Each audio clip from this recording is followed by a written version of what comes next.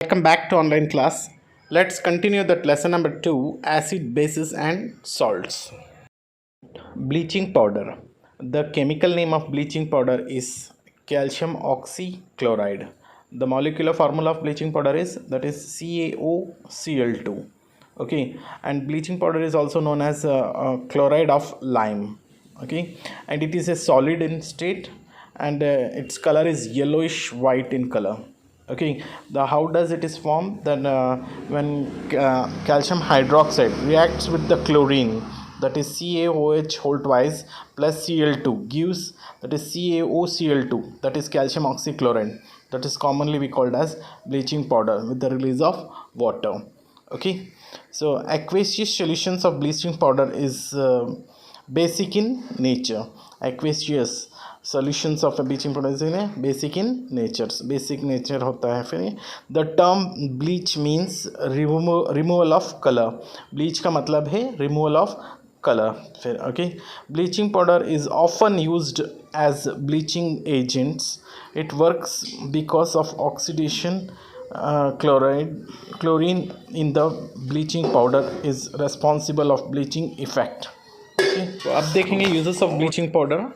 Bleaching powder is used in disinfection of to clean water, moss removers, weed killers.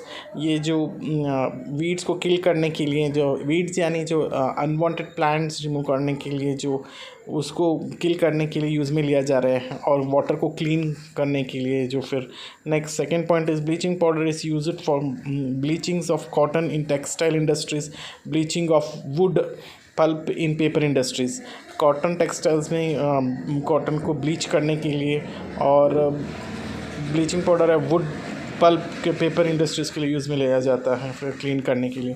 Bleaching powder is used as oxidizing agent in many industries such as textiles industries, paper industries, etc. Bleaching powder use में आता है oxidising agent में. मैंने आपको first chapter में बता दिया था व्हाट इज़ ऑक्सीडाइजिंग एजेंट से. सो मैनी इंडस्ट्रीज़ में यूज़ में लिया जाता है सच एज टेक्सटाइल इंडस्ट्रीज़ है, पेपर इंडस्ट्रीज़ है. Okay, baking soda. The chemical name of baking soda इस सोडियम हाइड्रोजन कार्बोनेट भी बोल सकते हैं, दैट इज़, और हम सोडियम बाइकार्बोनेट भी बोल सकते हैं. और इसका मॉलिक्यूलर फार्मूला है NaHCO3. ओके, और बेकिंग सोडा एक प्रोडक्ट है जो ऑब्टेंड होता है, जो बाय प्रोडक्ट्स है क्लोरो एल्कली प्रोसेस में. फिर ओके, सो बेकिंग सोडा के बहुत सारे नाम हैं, जो कुकिंग सोडा भी बोलते हैं, बाइकार्बोनेट ऑफ सोडा भी बोल सकते हैं, सोडियम बाइकार्बो बोल सकते हैं, बाइकार्बो ऑफ सोडा, ऐसे बहुत सारे नाम हैं. लेकिन आपको ये याद रखना है कि सोडियम हाइड्रोजन कार्बोनेट भी बोल सकते हैं या सोडियम बाइकार्बोनेट भी बोल सकते हैं. फिर baking soda is obtained by that reaction of brine with carbon dioxide and ammonia. This known as Solvay process. Okay, जैसे NaCl है, that is common salt है, sodium chloride है, reacts with carbon dioxide plus ammonia and water. The product is formed sodium chloride and sodium hydrogen carbonate, that is baking soda. Okay, in this process calcium carbonate is used as a source of carbon dioxide, and the resultant calcium oxide is used to recover ammonia from ammonium chloride. Okay, properties of sodium bicarbonate. Sodium bicarbonate is white crystalline solid. ये white crystalline solid होता है, but it appears as a fine powder. ये दिखाई देता है जो as a fine powder है. Sodium hydrogen carbonate is amphoteric in nature. Amphoteric in nature है, सोडियम हाइड्रोजन कार्बोनेट है, और ये बता चुका हूँ एम्फोट्रिक ऑक्साइड्स के बारे में उस सेकेंड चैप्टर में ही. फिर sodium carbonate, hydrogen carbonate is sparkling in soluble in water. जब वाटर के अंदर घुल जाता है स्पार्कलिंग करता है, चमकता रहता है. फिर thermal decomposition of sodium hydrogen carbonate. Thermal decomposition होगा तो क्या होगा? When baking soda is heated it decomposes into sodium carbonate, carbon dioxide and water. जैसे सोडियम हाइड्रोजन कार्बोनेट को हम हीट करेंगे तो हमें प्रोडक्ट क्या मिलेगा? सोडियम कार्बोनेट मिलेगा, कार्बन डाइऑक्साइड रिलीज होगा, प्लस वाटर होगा. जब sodium carbonate formed after thermal decomposition of sodium hydrogen carbonate decomposed into sodium oxide and carbon dioxide on further heating. और हीट करते जाएंगे तो सोडियम कार्बोनेट को सोडियम ऑक्साइड बन जाएगा और कार्बन डाइऑक्साइड को रिलीज़ कर देगा। फिर वैसे हीट करते जाएंगे तो फिर तो इस रिएक्शन को हम बोलते हैं dehydration reaction. Okay, uses of baking soda. Baking soda कहाँ पे यूज़ में आता है, देखो, it making of baking powder which is used in cooking as it's produce carbon dioxide which is makes that batter soft and spongy। सो ये baking powder use में आता है जो कुकिंग में जैसे कार्बन डाइऑक्साइड रिलीज़ करते हैं बैटर सॉफ्ट और स्पॉन्जी बनाने के होने के लिए। फिर okay, baking soda is used as antacid and antacid acidity हो जाता है, एंटासिड एज ए वर्क करता है baking soda. And baking soda is use in toothpaste में यूज़ में लिया जाता है which makes the teeth with white and plaque free, white दिखाई देगा और प्लैक्यू फ्री रहेगा। फिर baking soda is used in cleansings of ornaments made up of silver.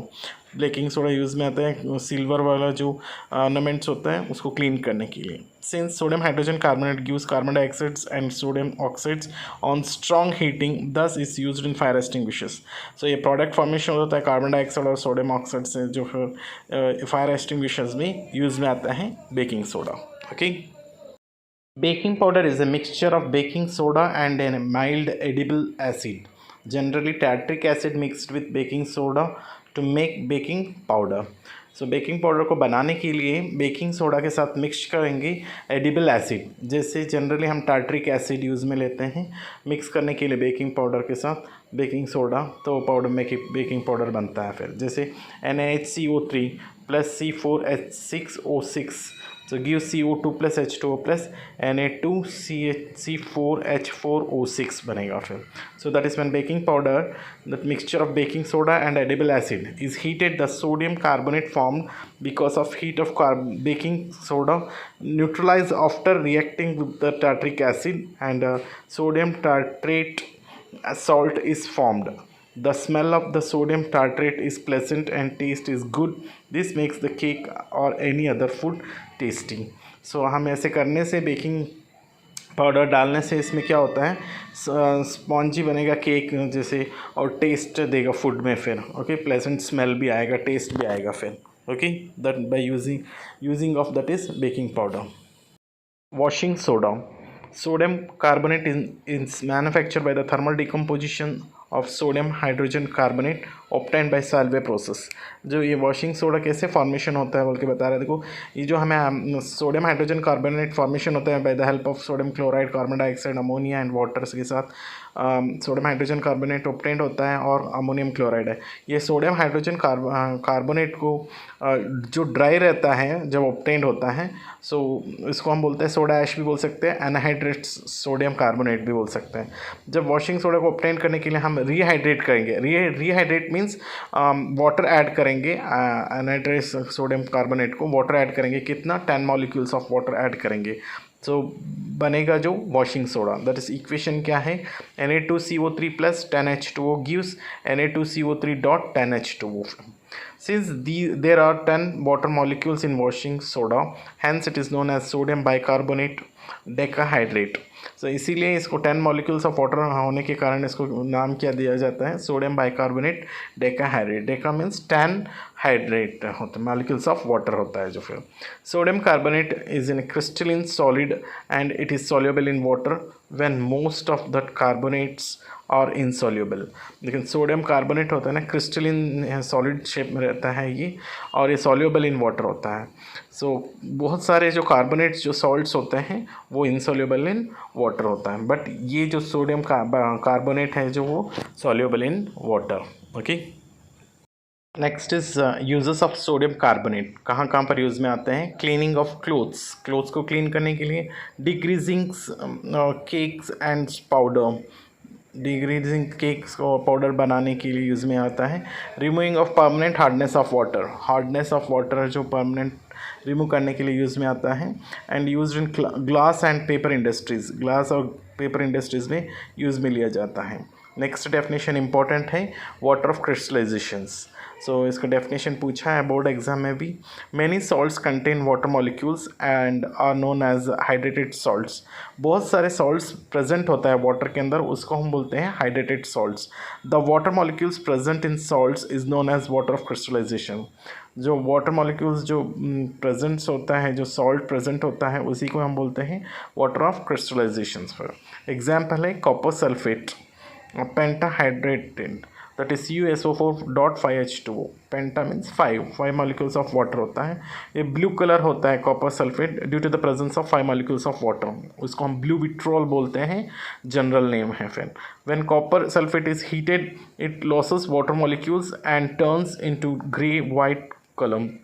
जब हम उसको हीट करेंगे कॉपर सल्फेट को, पेंटाहाइड्रेट को, वो कलर में क्या चेंज हो जाएगा, वाइट कलर में चेंज हो जाएगा, which is known as a anhydrous copper sulphate.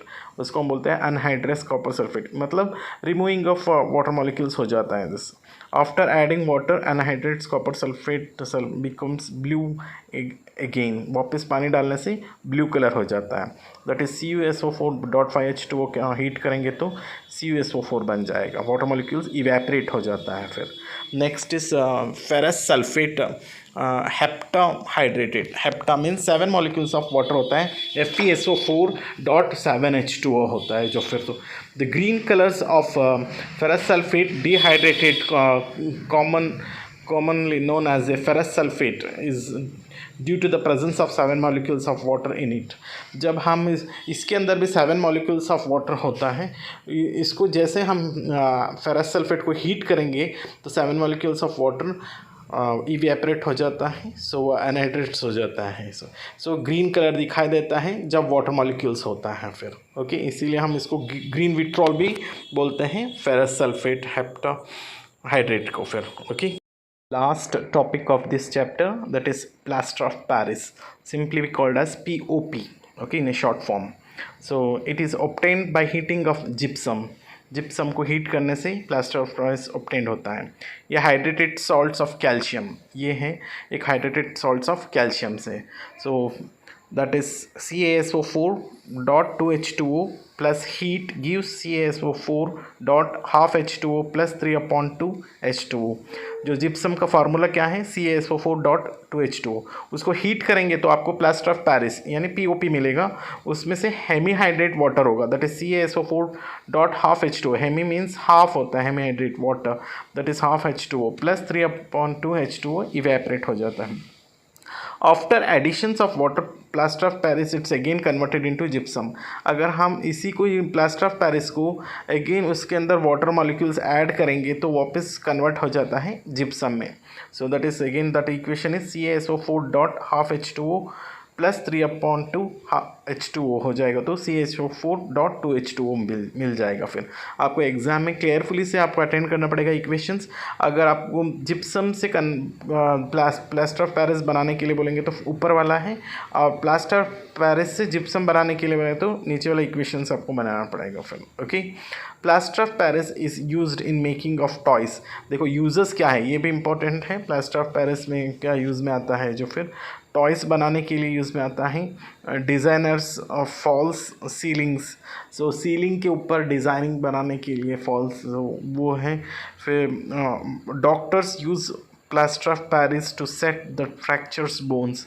So doctor use में लिया जाता है, किसी का बोन्स फ्रैक्चर हो जाता है तब डॉक्टर यूज़ में लेते हैं, जो that is plaster of Paris को यूज़ में लिया जाता है। फिर okay, this is the end of the chapters.